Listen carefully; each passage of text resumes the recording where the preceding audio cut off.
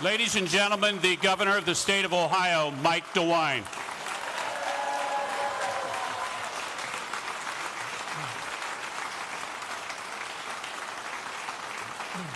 Thank you very much.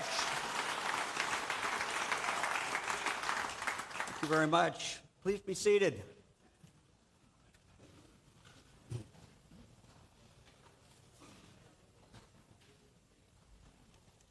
Speaker Stevens, President Huffman, Leader Antonio Russo, members of the General Assembly, Chief Justice Kennedy and justices of the Ohio Supreme Court, elected state officials, Lieutenant Governor Husted, members of our cabinet, my fellow citizens of Ohio. I'm going to talk today about Ohio's future. I'm going to talk today about Ohio's children. It's been said that the future is not our own, that it belongs to our children, our grandchildren, our great-grandchildren, and that they are the instruments by which our greatest hopes, our greatest aspirations will be accomplished. All our dreams, all our goals, really our vision for the future ultimately depends on them. The single most important thing we can do for Ohio's future is to ensure that all Ohio children, no matter where they live, no matter who their parents are, have the opportunity to live up to their full God-given potential, and that they have the chance to pursue their dreams and their passions in life. It's the most important thing we can do.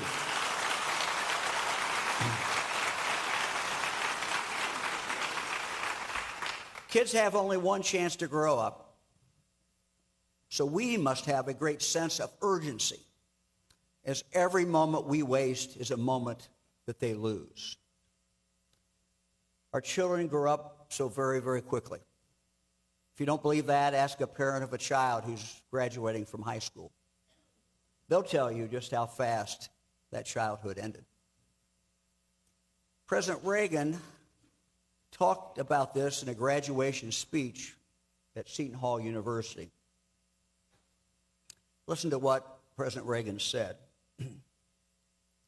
You who are graduating have taken virtually your entire lives to reach this moment. To you, it seems like a very long time. But there are others here today, parents and grandparents, who share this day with you. And as they look back, it seems as if the journey only started yesterday. You know, we may think we have a lot of time to help Ohio's children, but the reality is we really don't. So many things impact a child's future, but we know that reading and the ability to understand what you have read is the key to success in school and the key to success in life. When I was running for governor, Fran told me that if I was elected, she wanted to make sure every Ohio child under the age of 5 would be eligible to receive a book in the mail each month from Dolly Parton's Imagination Library. And so when she became First Lady, when she started on that task, at that time only 13% of Ohio's children were getting books. Today, under the Dolly Parton Library, all Ohio children under 5 are now eligible, and we are now at 60% enrollment, with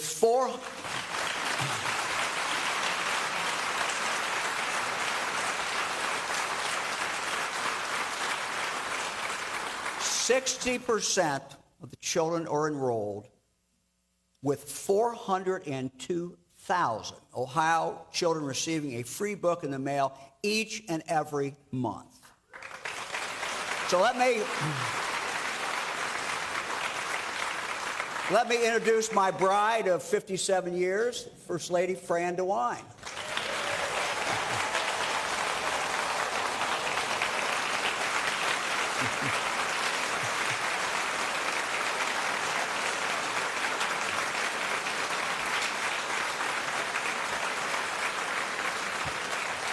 Members of the General Assembly, Fran and I are so very, very grateful.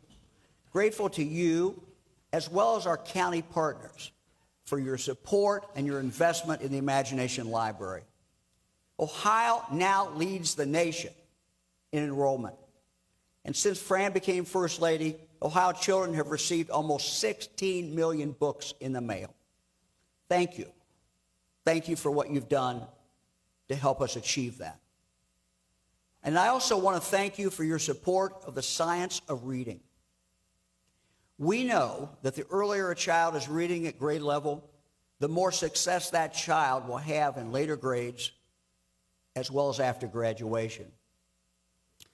Last year, I told you that 40% of Ohio's third graders were not on track as proficient readers. However, as more schools move to the science of reading, we're beginning to see improvements. During a recent visit to Northridge Elementary School in Dayton, Superintendent Dave Jackson shared with us how they've used data to measure the effectiveness of their reading instruction. Northridge had been using the whole language approach to teach reading. During the 2018-2019 school year, only 46% of their kindergartners were on track. But the next school year, they began the switch to the science of reading. And by the spring, 60% of kindergartners were on track. And by the spring of 2023, 73% of their kindergarten students were on track. We're seeing similar results all over the state of Ohio from schools that have switched completely to the science of reading. It makes a difference. Ask our K through 12 schools, as our K through 12 schools move to the science of reading. Our colleges and our universities that prepare our future teachers also must make that switch. Fran and I know from our many classroom visits across the state and from what teachers and superintendents all across Ohio have told us. They've told us that most teachers, while in college, were not taught to use the science of reading to teach their future students how to read. This is a huge problem for these teachers, a huge problem for their schools. And now many of our schools are having to retrain the teachers. So, today, I'm calling on every college and university president in Ohio, every provost, every dean of the College of Education, to immediately align their teacher training programs with what we know works. And that is the science of reading.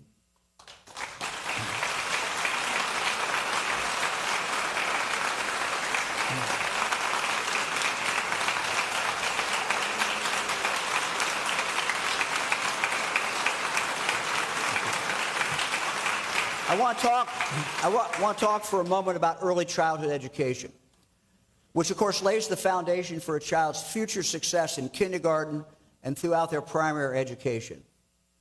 Sadly, we still have too many Ohio children who are not prepared to enter kindergarten. And so we must do more. We must do more to ensure that all Ohio children get to the starting line.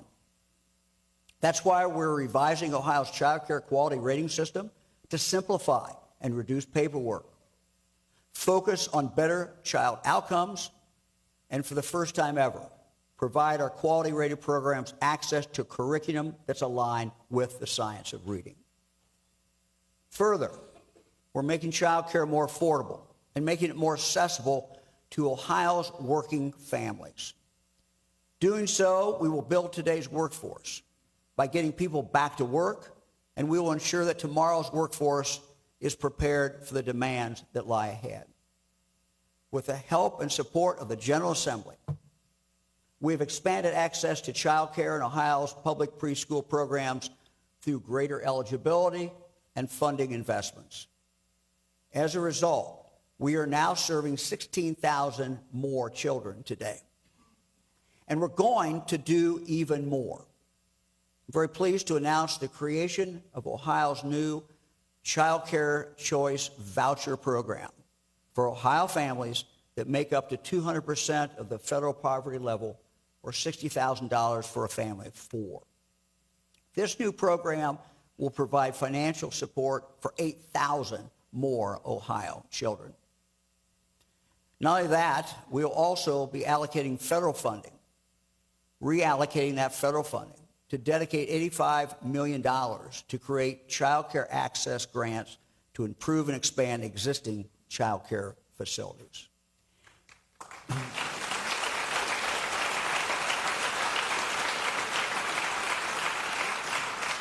And to help the many parents caring for their children with special needs who can't find child care providers, we've created Ohio Promise, where early childhood professionals learn how to care for and teach children with disabilities. And the results have been good. In less than a year, over 2,700 professionals have been trained. And we have seen a 20% increase in the number of children with disabilities who are now being served.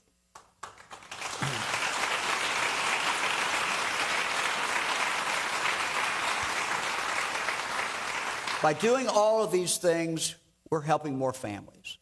Businesses will find more workers, and Ohio's economy will thrive.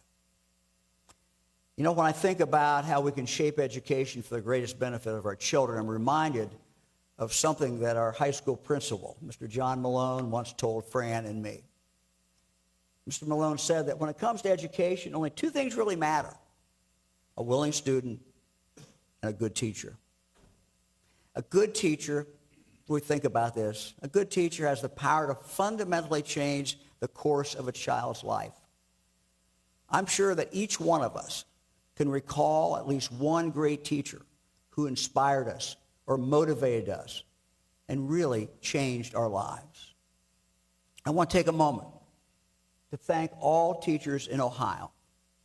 In the gallery with us today are Ohio's 2024 Teachers of the Year.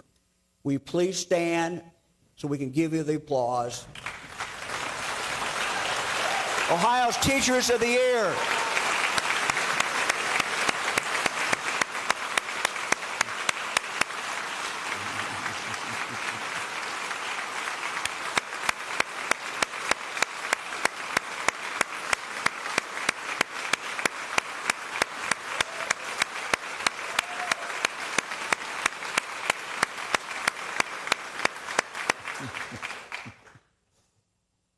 We also know that school building principles are vitally important to a school's success.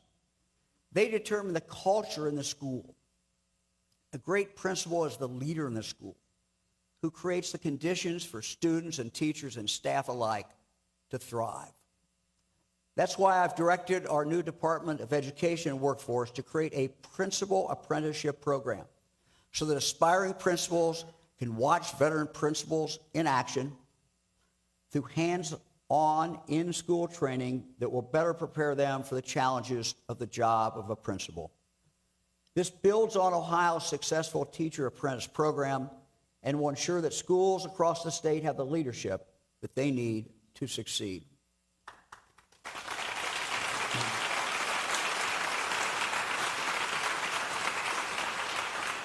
Let's talk for a moment about education requirements. Ohio law today dictates that every student must have a plan on how they will meet their graduation requirements. Yet, the law fails to require, maybe the most important thing, a plan for students to find a career they love and can excel at after graduation. Every Ohio student needs a graduation plan that includes not only how they meet their course requirements, but also what they intend to do post-graduation and how they intend to pay for it. So today, I'm asking the legislature to make a very simple fix in our statute to insert career planning into existing graduation plan requirements so that every Ohio student leaves school on a career pathway.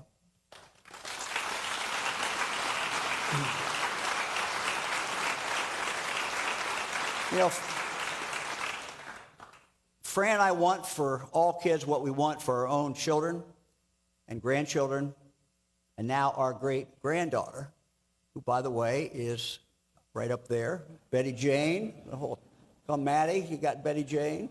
All right, our new great-granddaughter.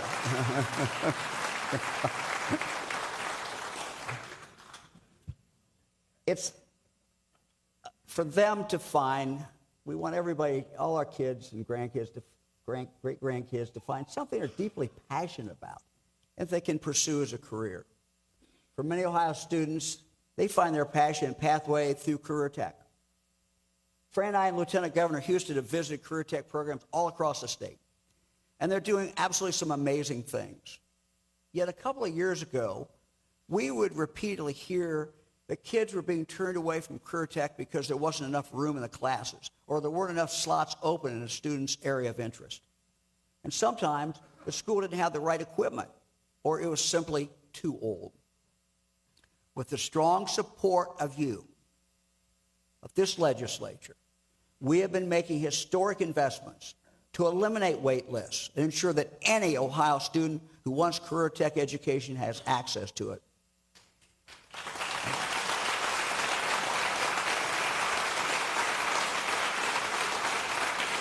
Because of your action, in November, we were able to announce a $200 million in grants to build and grow new career tech classrooms. And just last month, we awarded more than $67 million to programs for new equipment. As our high school students plan for their future, they need to have all kinds of options, certainly including career tech. Members of the General Assembly, let's you and I commit together that in the future, we will do what we have to do so that no Ohio child who wants career tech is ever shut out of that because there simply is not room for them.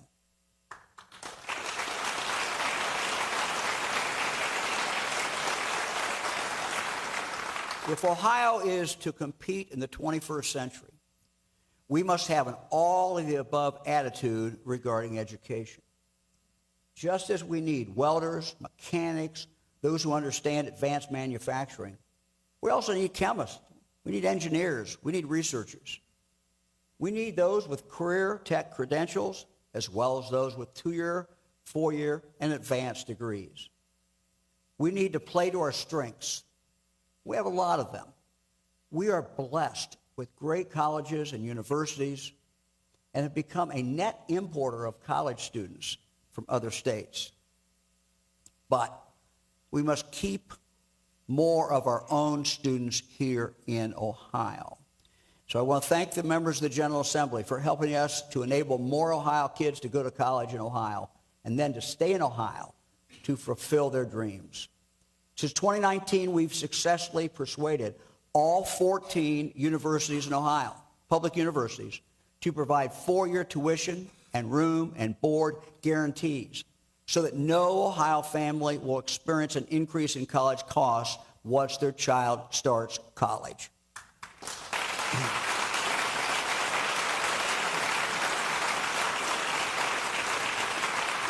When I came into office, Ohio's need-based aid for college students, the Ohio College Opportunity Grant, or OCOG, had been cut nearly in half from its all-time high in the year 2007. We've now been restoring that aid with your help for Ohio's neediest students and have more than doubled the per-student award. And for students in STEM fields, we've also doubled funding for the Choose Ohio First Scholarship. And finally, the top 5% of Ohio high school seniors who will be graduating in just a few weeks will be the very first students to receive Ohio's new Merit Scholarship, renewable for up to $5,000 for each of 4 years.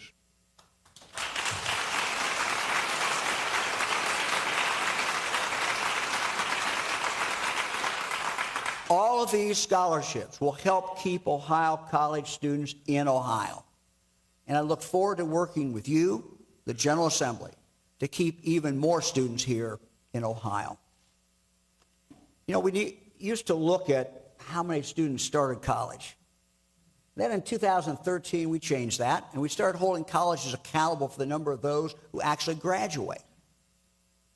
It's now time to begin measuring how many of those who graduate have a job in 6 months, and if that job is related to their college degree.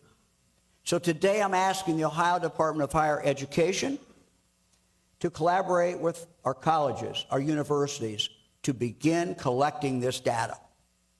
When picking a college, our families deserve this information, and we must make sure that they get it.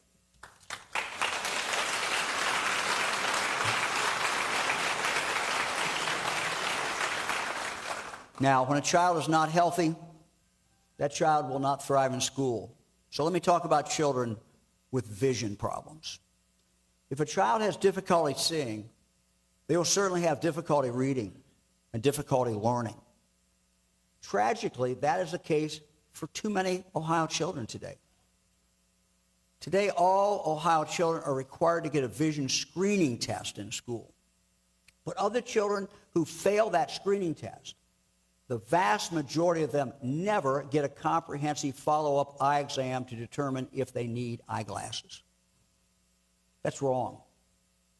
It's wrong that in the third decade of the 21st century, tens of thousands of children in Ohio who need eyeglasses are simply not getting them. However, there's good news. There are leaders across Ohio who are demonstrating and doing great work so that children can get eyeglasses. For example, the wonderful people at Sight for All United in the Mahoning Valley and Athens Eye Care Mobile Clinic in Appalachia are bringing comprehensive follow-up eye exams directly to our schools. They're here with us today in the gallery. I'd like for them to stand up from these two organizations. Thank you for what you do.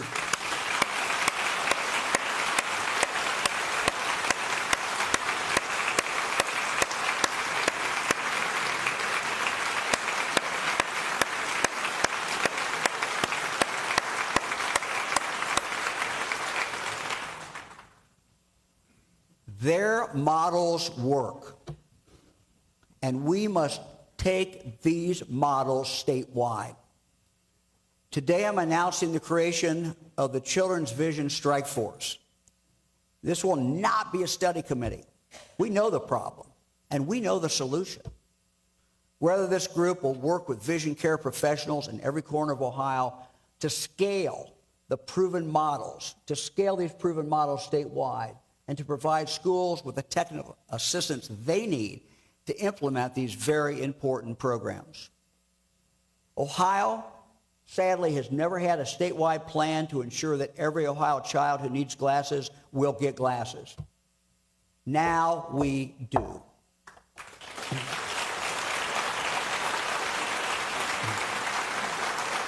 Another challenge that we face is that too many Ohio children and adults live in communities where they do not have easy access to good basic primary health care. A number of Ohio schools have partnered with hospitals or other providers to bring primary care inside the school building for the benefit of the children and the adults who live in the community. Less than 3 miles from here, for example, Nationwide Children's Hospital is serving the youth at East High School inside their school building. Thanks to a clinic right on the school grounds, students are able to schedule appointments with healthcare professionals or walk right in if they're sick. These clinics work. These clinics work because our schools are the heart and soul of our communities. It's where people are used to gathering and where people are comfortable going.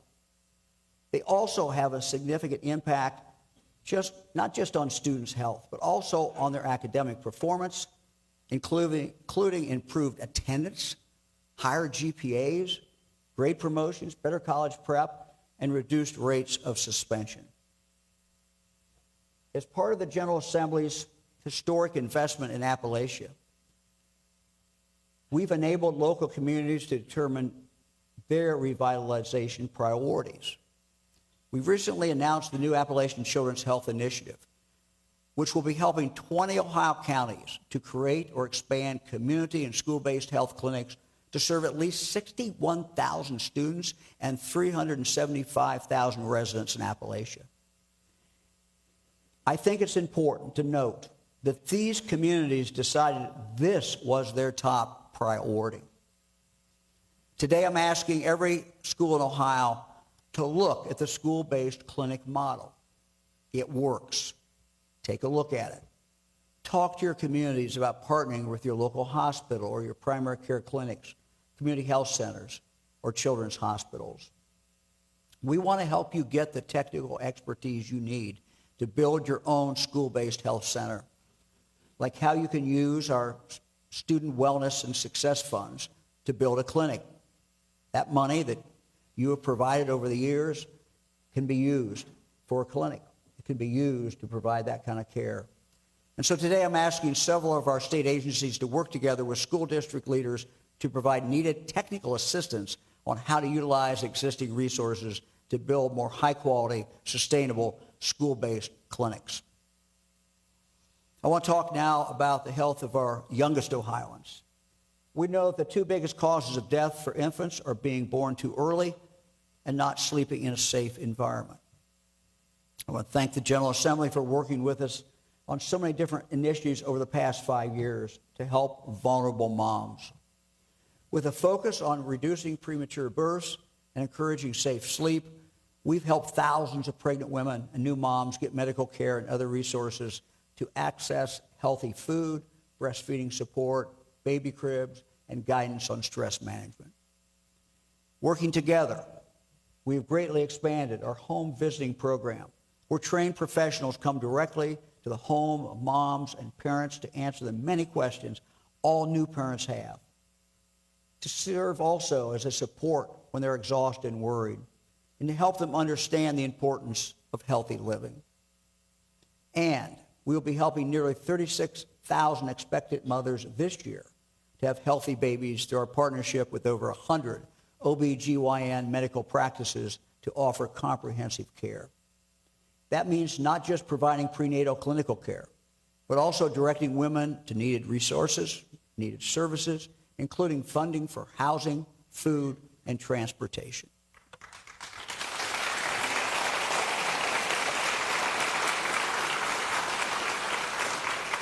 I'm also pleased today to announce that we will be launching a new pilot program in 11 Ohio counties that we're calling Family Connects. Family Connects. Every new mom will be eligible in these 11 counties to receive a visit from a nurse about 3 weeks after delivering her baby. These visiting nurses can guide families to clinical or community supports, recognize when a mom and a baby may need additional help as a result of exhaustion or trouble with breastfeeding, and remind or teach new moms about how a baby can sleep safely. Similar programs that we've looked at have shown a track record of reducing infant mortality. In places where these programs have been implemented, rates of child protective service investigations have decreased by 44%, and mothers have showed a 30% drop in postpartum depression and a 50% reduction in emergency room visits. In our next budget, we'll present to you next year, I'll be asking you for additional support to take that Family Connects program statewide. When I took office, we started to reimagine health care in Ohio, starting by transforming Medicaid managed care to be focused more on positive health outcomes and less on the business of health care. Historically, our system has paid for health care providers to provide care when you need that care. We don't generally reward doctors for actually keeping you healthy. Well, we're changing that in a very, very big way. So today I'm very pleased to announce the creation of a first-of-its-kind partnership between the Ohio Department of Medicaid, the Ohio Children's Hospitals, and Medicaid managed care plans to change how we deliver and coordinate care for our children. We're calling this historic undertaking the Outcomes Acceleration for Kids Learning Network, or OAK for short. We'll no longer focus on sick care, but rather on well care. To do this, we will prioritize better management of childhood asthma, annual well care visits for infants and adolescents, follow-up care for families after leaving the emergency room when their child has a mental health crisis, and access to the latest life-saving treatments for children living with sickle cell disease. Let's take asthma as an example. Asthma affects 1 in every 12 children in Ohio. When asthma is not managed well, kids miss school, they can't participate in sports, their parents miss work, and trips to the emergency room are all too frequent. To manage asthma well, it requires taking the time to understand the needs and the circumstances of the family, making sure they have access to care and to medications, ensuring the school nurse knows the child's asthma action plan. These holistic actions, all together, are what kids and families need to manage asthma effectively. Our new learning network will reward and incentivize our healthcare system in a new way to focus on asthma prevention. Further, we have the ability to change the game for those children with sickle cell disease. It's a condition that can cause organ damage and stroke, reduce the quality of life, shorten the lives of those who have it. More than 4,500 Ohio children have sickle cell disease, and roughly 95% of them are African American. The disease impacts their lives in deep and profound ways. Youth with sickle cell disease miss an average of 20 to 40 days of school each year. Our network will help patients with the effective management of this disease and will connect them to the resources and the newly approved life-altering treatments that are now available. By doing so, we believe that within 3 years, Ohio can lead the nation in the treatment of sickle cell disease and actually cure the disease for Ohio's sickest children.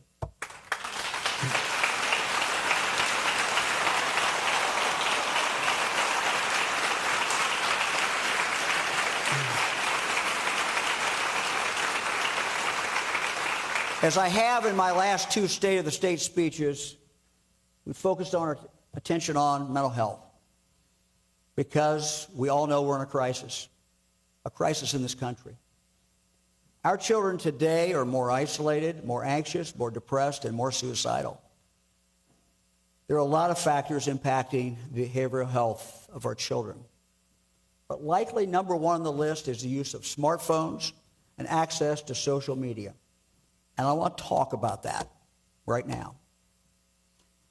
In his new book, The Anxious Generation, author and social psychologist Jonathan Haidt examines, among other things, the impact that smartphones have had on this generation, the first generation to go through puberty with instant and constant access to the internet.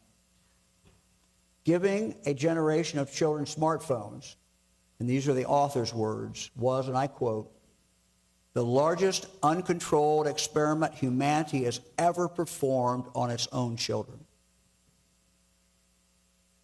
And that experiment has failed, and failed miserably.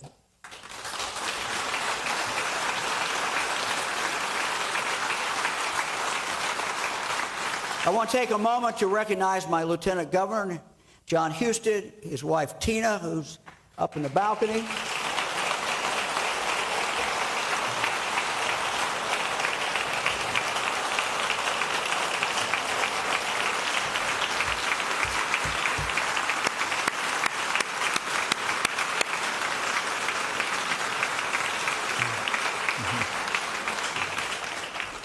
Tina and John have really started a crusade against smartphone use in schools and for parental notification for children to use social media.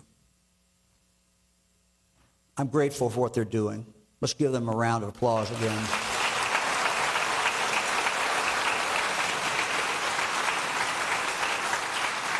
Recently, I joined the Lieutenant Governor and Tina for a roundtable discussion with educators about schools and their cell phone policies. What is happening today is bad.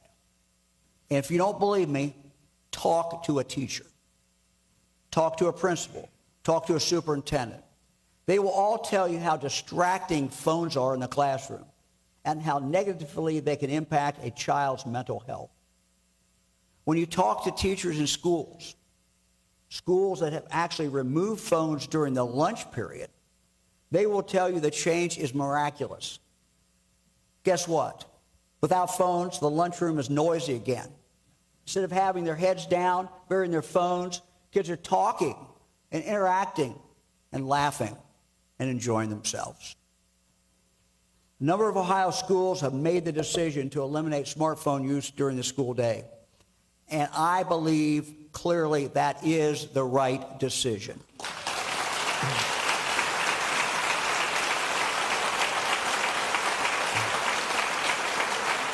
These phones are clearly detrimental to learning. They're detrimental to our children's mental health. And they truly do need to be removed from our classrooms in Ohio. I want to thank the members of the General Assembly who have taken on this issue. That includes Stephanie Kunze, Bill DeMora, Representative Steve Demetrio, as well as Tom Young. Senator Andy Brenner is currently working on an amendment requiring all Ohio schools to adopt a smartphone policy that will minimize phone usage by students in the classroom and make those policies available for parents and communities to know about. I fully support this measure, and I encourage the General Assembly to take up this legislation and to pass it quickly.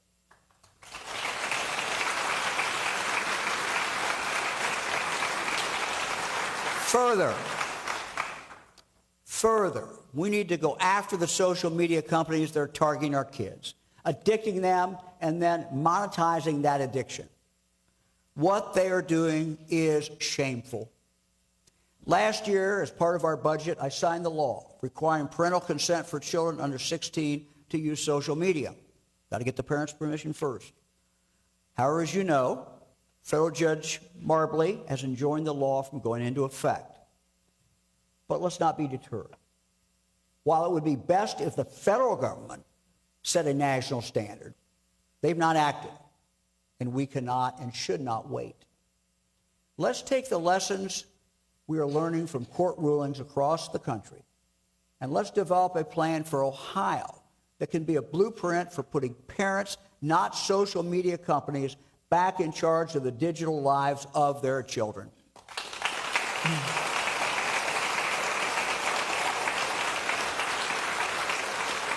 I truly believe that we can craft a new law that is informed by the concerns expressed by Judge Marbley, is constitutional, and will accomplish all the things we want to do in the law that you previously passed. We can do this. And so I'm asking you to start working with us to get this done. We simply have no time to waste. Some children in Ohio have extremely complex behavioral health care needs. But if this is not your own child, it's hard for us to really imagine what these parents are really going through. So I want to share part of a letter a mother sent to me about her son. I'm an adopting mother with 3 kids, including my son, Tom. He has been physically and sexually abused starting at the age of 5.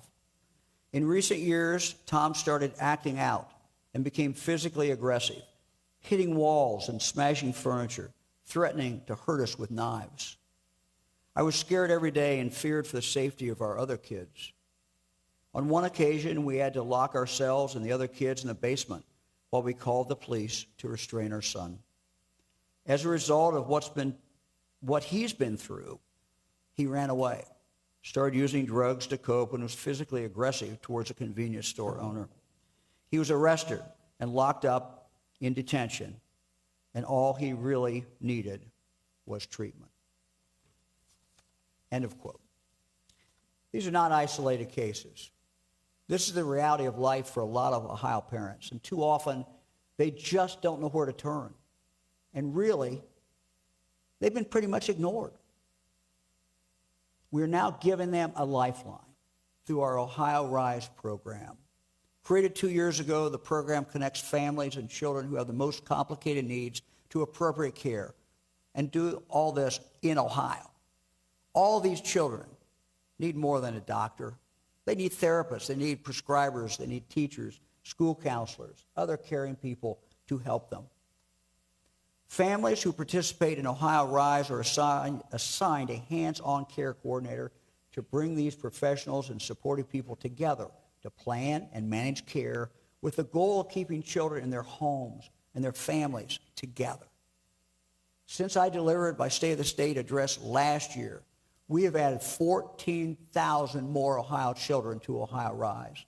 Today, we're serving 32,000 children and their families, 11,000 of whom are getting very intensive care, including Tom. His mother went on to say in the letter, with nowhere else to turn, relinquishing custody of Tom seemed like my only option until I was connected to the Ohio Rise program. Since being enrolled in Ohio Rise, we now have a team of professionals to support Tom and our family. We've found a residential treatment facility where he can live and receive the intensive treatment that he desperately needs. His behavior is improving, and we're able to visit him often.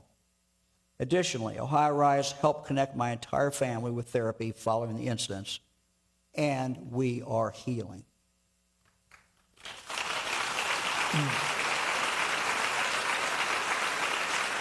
This is what complete wraparound care should look like, because no child, no parent, no family should ever walk alone. You know, one of the biggest complaints I hear as I travel around Ohio is from families who don't know where to turn for help when their child is in a mental health crisis. They don't know where to go. And so we're increasing the availability of immediate behavioral health care in the right place at the right time through the expansion of what we call mobile response stabilization services. These services are similar to what first responders do when they show up for a physical health emergency in the community. Our mobile crisis response units will deploy within 60 minutes directly to the youth experiencing distress. A team of trained professionals will conduct safety assessments, de-escalate situations, and offer peer support, among other services. When I took office, 13 Ohio counties had mobile response stabilization services. Today, with your help, we're now in 38 Ohio counties. And I intend to take this model to all 88 Ohio counties. So no matter where you live, if your child is in mental health crisis, that child will be able to get immediate care.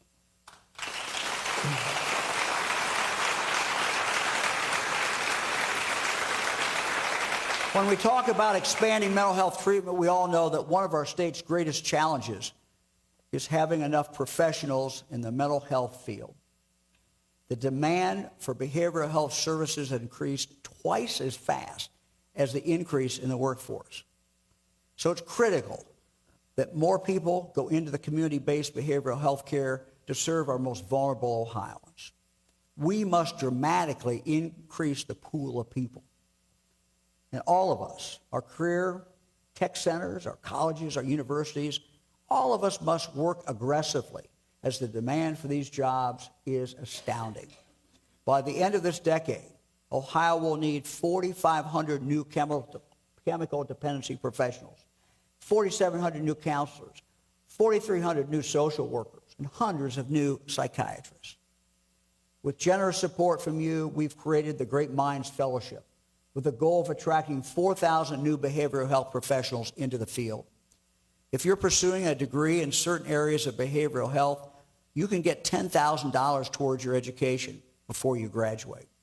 It's not a loan, it's a grant that you do not have to pay back. And Ohio's colleges and universities have the funds available right now. They have those funds available right now to spend on these students. So therefore, I'm calling on Ohio's college presidents, both 4-year and 2-year, to make this year count. Find these students, recruit them, The money's there. So get it into their hands and get them started in school. It will make a huge difference.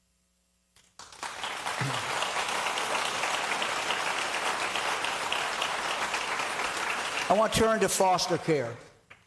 Throughout my career, I've focused on the needs of children who, at no fault of their own, are placed in foster care. Now, we've made historic investments with your help to help these kids.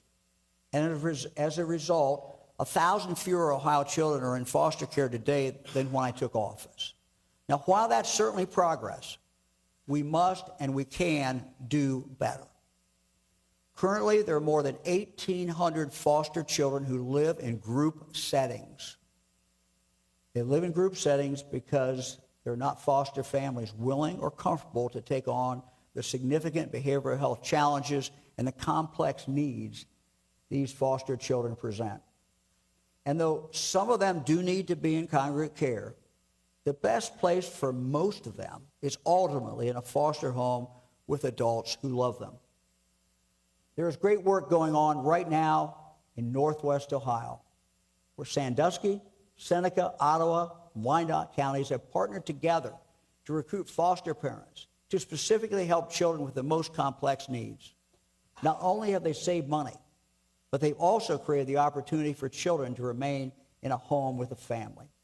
Representatives from these communities, these counties, are with us today in the gallery, and I want them to stand, and I want you to give them applause, if you would, for the work they're doing. Thank you.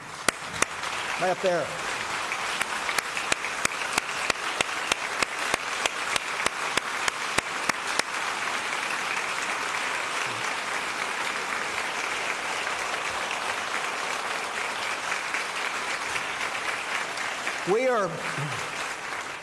We are now replicating what they're doing through a new pilot program that will help more counties to recruit and support local treatment foster homes by providing one-on-one support for families, 24/7 on-call casework and crisis counseling, and specialized training so that children with complex behavioral needs can stay in a home with a loving family that can remain actively involved in that child's treatment process.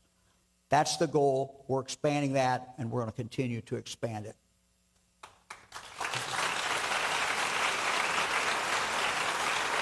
I'm also very excited to announce, on Fran's behalf, a new effort to get all eligible children who are in foster care signed up to receive a monthly book from the Dolly Parton Imagination Library.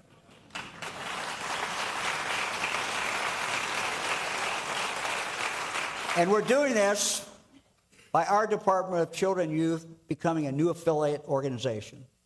They develop a system to keep mailing addresses updated so that when a child moves around, as tragically they sometimes do, the monthly book delivery will always follow them. And so starting this summer, 5,000 children in Ohio's foster care system will begin receiving a monthly age-appropriate book from the Dolly Parton Imagination Library of Ohio. My friends, we've accomplished big things together. So it's really no wonder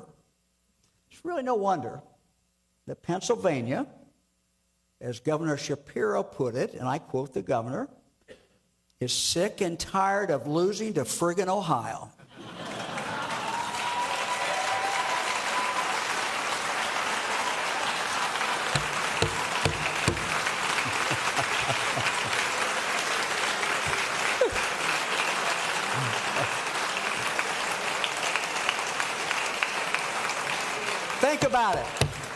Think about it. Ohio's unemployment is at historic lows. The job market's booming. And unlike the federal government, Ohio now has the highest possible credit rating possible. We are a national leader in aerospace.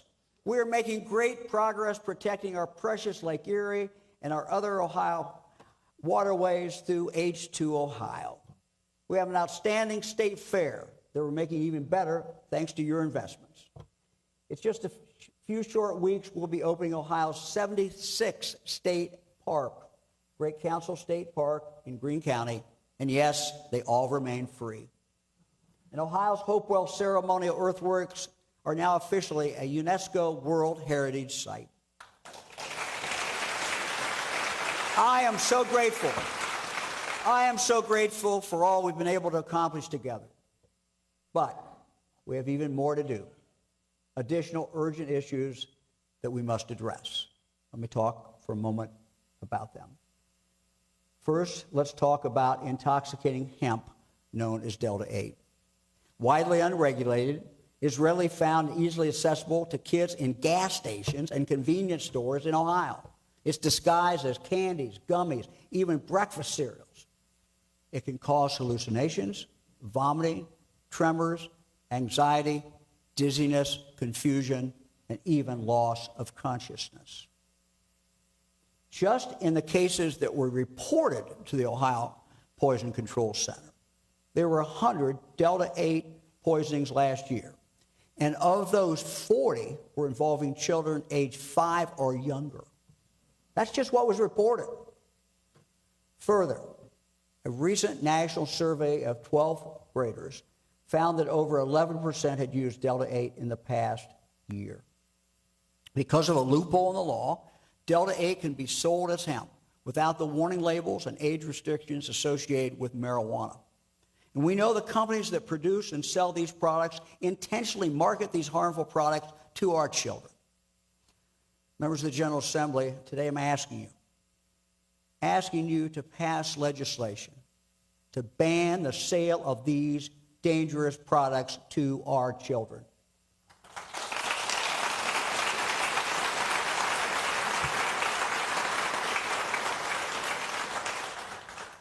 Then there's marijuana. We must respect the will of Ohio voters. Absolutely. Absolutely. However, I doubt if very many people who voted yes on issue 2 want their kids breathing in marijuana smoke while walking in a public park or on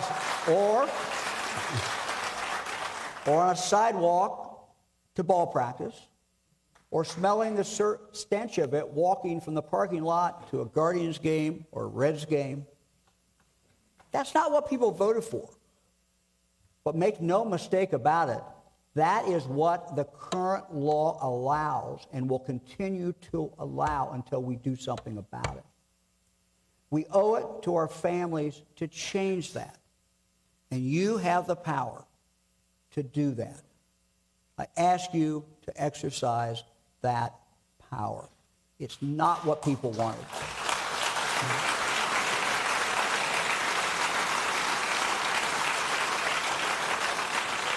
Now, let's not forget about the tobacco companies. They continue to target our kids, eager to addict the next generation through cigarettes, vaping, and flavored products. Here's a statistic. Nearly 81% of youths aged 12 to 17 who have used a tobacco product reported that the first product they ever tried was flavored. The Biden administration has the authority to stop the sale of flavored tobacco products, including menthol cigarettes and flavored vaping products, but they have not done so. I urge them to do that.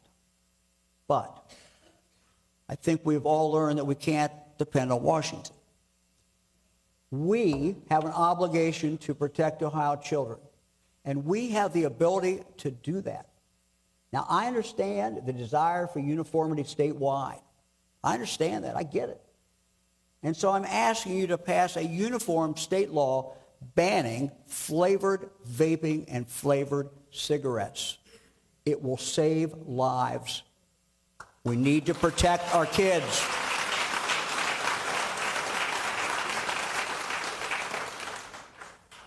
In November, I created the Ohio Juvenile Justice Working Group and asked them to conduct a holistic review of the juvenile justice system in Ohio.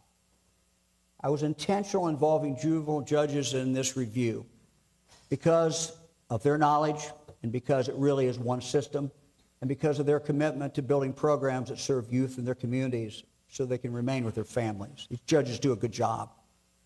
The working group will review the whole juvenile justice system and will develop recommendations on behavioral health, safety and operations, staffing, and the youth population served. These recommendations, we already know, will include one of the recommendations will be placing offenders in smaller state facilities. And so I will be asking you in the future for the resources to implement that very specific recommendation. We can't talk about the health of children without talking about gun violence. We have dedicated hundreds of millions of dollars, again, with your help, to help Ohio cities and local law enforcement protect Ohio children and citizens through investments in, among other things, new state-of-the-art crime prevention technology and higher staffing levels for the local police department. We have also sent in our Ohio State Highway Patrol, our Adult Parole Authority, and our Ohio Investigative Unit to work side by side with local police officers to surge into high crime areas to prevent violence and get guns out of the hands of those who are illegally armed. In Cleveland, for example, in Cleveland alone, last year we supported authorities in arresting more than 100 suspects and seizing more than 450 illegally possessed firearms.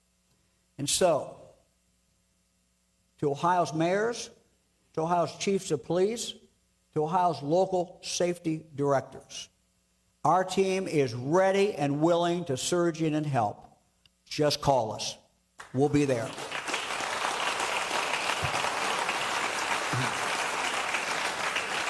We also have an obligation to keep our children safe on Ohio roads and highways. Thank you. Thank you for passing the distracted driving law. Because of your action, the lives of many children and adults are being saved. In fact, a study just released last week estimates that the Ohio distracted driving law has already prevented 3,600 crashes, 2,000 injuries, and saved 17 lives. We also know that a primary seatbelt law would protect people traveling on Ohio's highways. Here are the statistics, and they're not good. Ohio is 10th from the bottom of all states in seatbelt use. While the national average for seatbelt use is 91%, Ohio's number is only 81%. 91, 81. And sadly, our youngest drivers have the lowest rate of all. That's why I'll be coming to you with a proposal to save young people's lives and adults through a primary seatbelt law. We know it works. It's a vote that will save lives. And we'll be bringing that to you.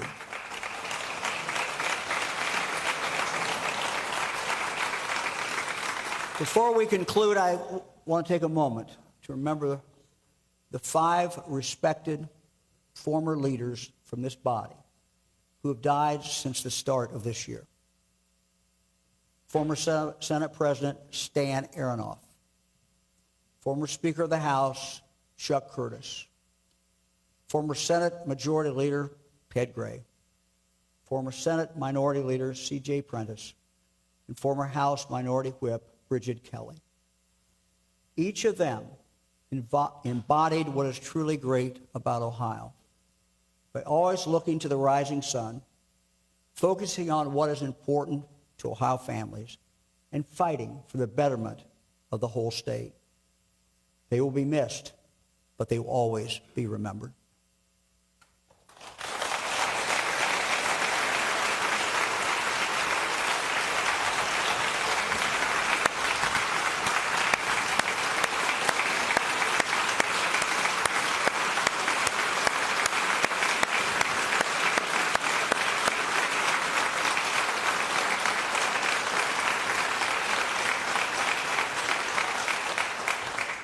In January, Fran and I had the great privilege to host at the governor's residence and honor some of the most heroic figures who have defined our nation's aerospace history.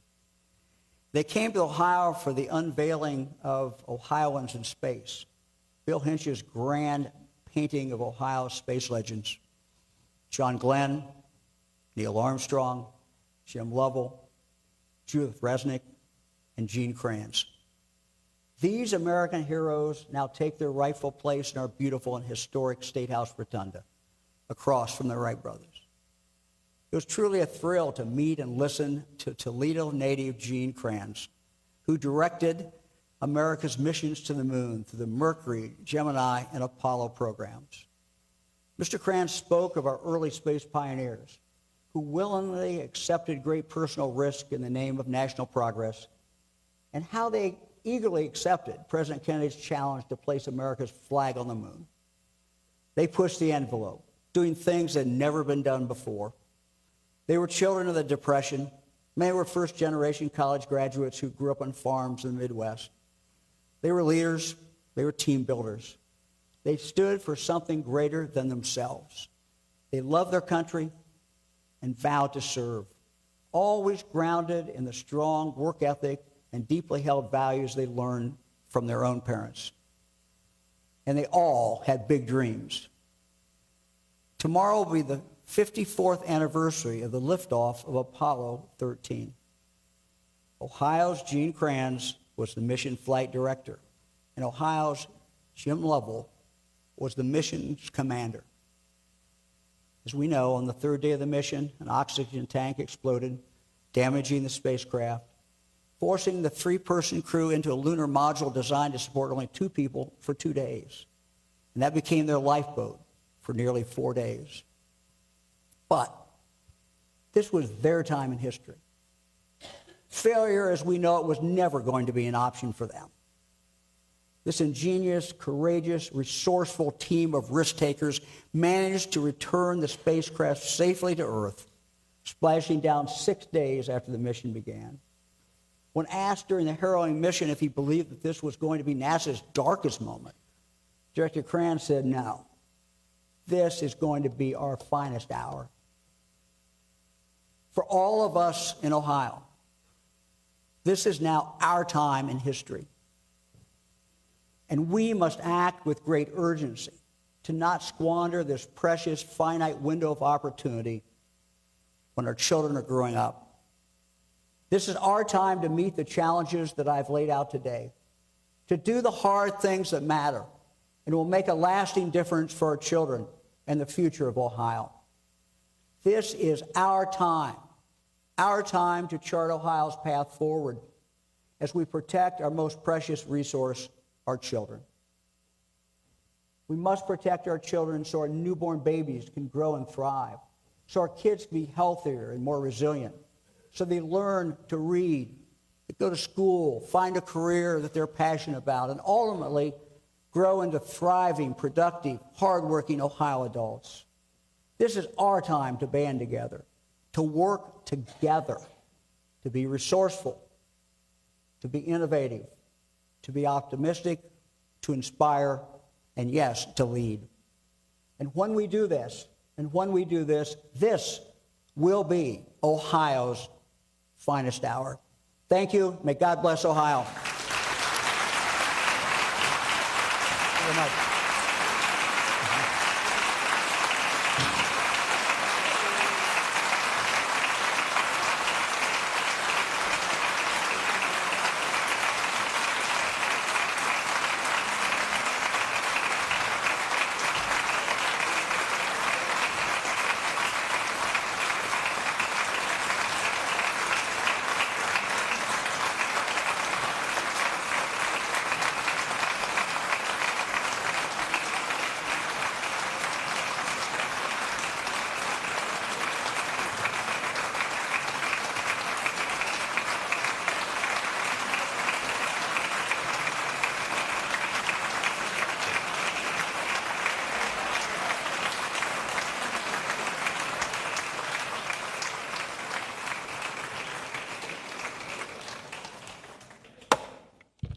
The chair now recognizes Senate Majority Floor Leader Senator McCauley for a motion.